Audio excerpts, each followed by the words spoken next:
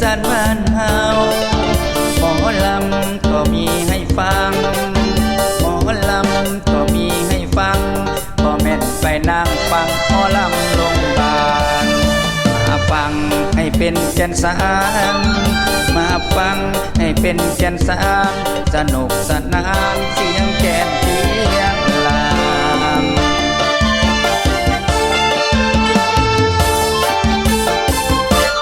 โอ้ละนอโอ้ละนอหมอลำมีโอละนอมีฟ้าละนอหมอลำอุบลลำเดินของคนอีสานที่เป็นตำนานนั้นอยู่ขอนแก่นลำแบบสนุกสนา